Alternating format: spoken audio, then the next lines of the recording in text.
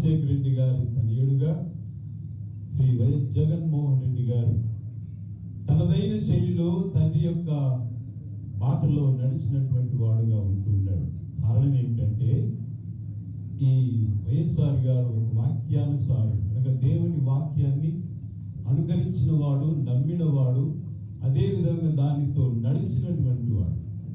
ఆ వాక్యంలో నడిచినటువంటి వారి యొక్క కుటుంబ వ్యవస్థ ఏ విధంగా ఉంటుంది అన్నది ఆలోచన చేసినప్పుడు 112వ కీర్తనలో ఆయన అంటాడు, యెహోవాను స్తుతించుడి, యెహోవా యందు భయభక్తులు గలవాడు ఆయన ఆజ్ఞలను బట్టి అధికముగా ఆనందించువాడు ధన్యుడు.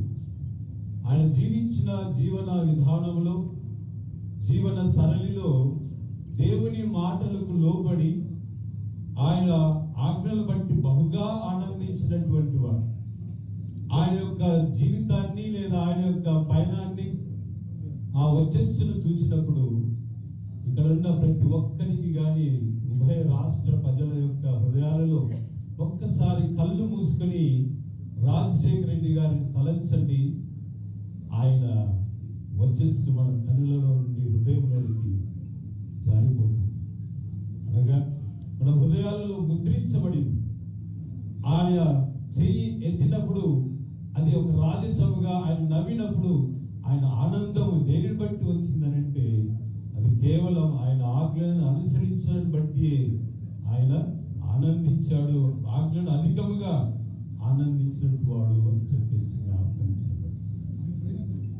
అలాంటి పురుషుడిగా, ఉభయ రాష్ట్రాల యొక్క అధినేతగా ఎన్నో హృదయాలలో, అనేక హృదయాలలో, అన్ని హృదయాలలో స్థానం సంపాదించినటువంటి ఆ మంచి మనిషి యొక్క కుటుంబాన్ని గురించి మాట్లాడతాడు.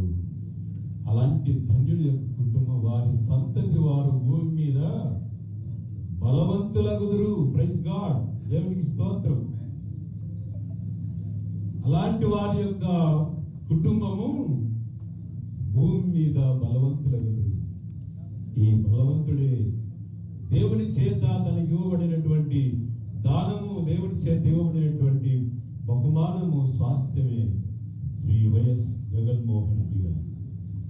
సో వారు ఏ విధంగా ఉంటారు అని చెప్పేసి ఆలోచన చేయగా వారి జీవితాలలో కొన్ని మాటలు దేవుని మాటలుగా మనం గుర్తు చేయబడతాం.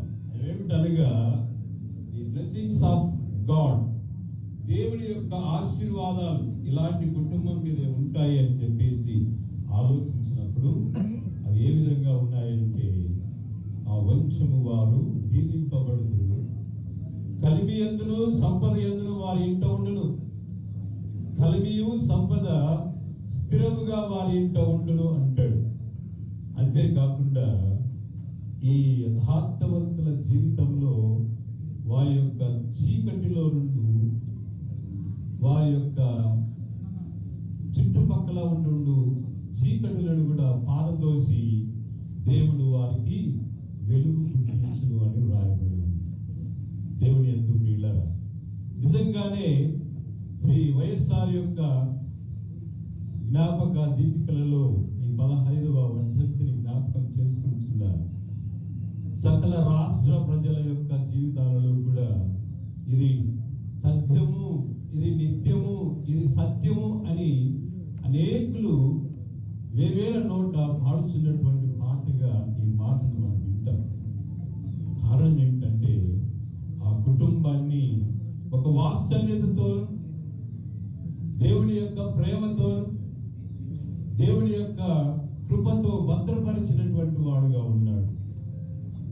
ఆయన తల్లిదండ్రులు చేసినటువంటి కార్యాలను బట్టి, తల్లిదండ్రుల యొక్క యోగ్యతను బట్టి, తల్లిదండ్రుల యొక్క నీడను బట్టి, తల్లిదండ్రుల యొక్క కార్యములను బట్టి బిడ్డలు దీవించబడతారని లోక నానుడి కూడా వాస్తవమే. ఆ వాస్తవాలు కేవలము మానవు నుండి వచ్చినవి కావు, ఇవి దేవుని యొక్క వాక్యం నుండి వచ్చినవి.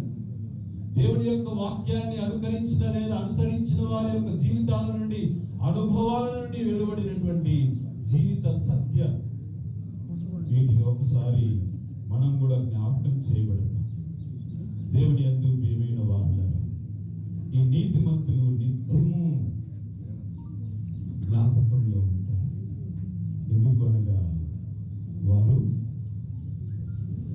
ఎల్లప్పుడూ కదలింపబడరు.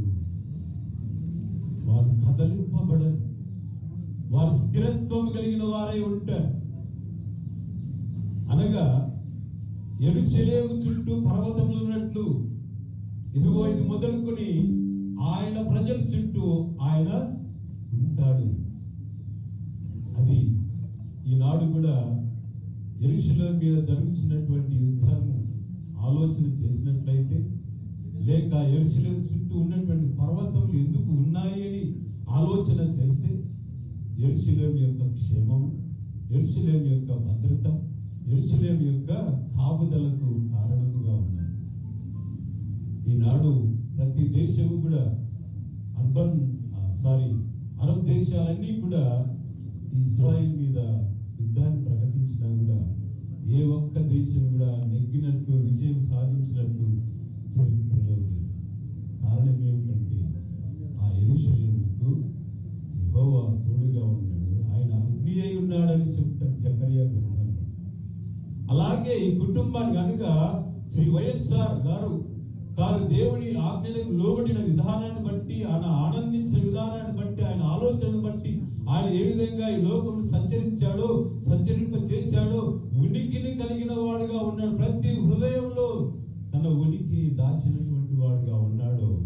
ఆ కుటుంబానికి 4 పర్వతములు ఎలా ఉన్నాయో యెరూషలేమునకు దేవుడు కూడా ఈ కుటుంబానికి కంచె కాస్తున్నాడు. వారు భయపడరు. దేవుని వాక్యం చెప్తున్నాడు, ఇదిగో దుర్వార్తకు జడియడు, వారి మనస్సు స్థిరముగా ఉండును. శత్రువుల విషయమే తన కోరిక నెరవేరు వరకు వారు భయపడరు. ఇవన్నీ కూడా వాక్య సత్యాలే వాస్తవ సత్యాలుగా వైఎస్ఆర్ కుటుంబం యొక్క జీవితంలో నెరవేర్చినటువంటి దేవాది దేవుడు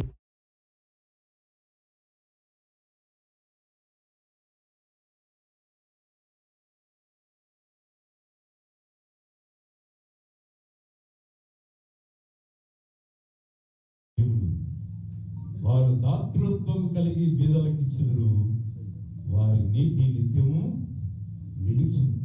వారి దాతృత్వం ఏ విధంగా ఉంది అని వాక్యానుసారుడైనటువంటి శ్రీ వైఎస్ఆర్ గారు రూపొందించిన ఒక రూపకథ ఏమిటి?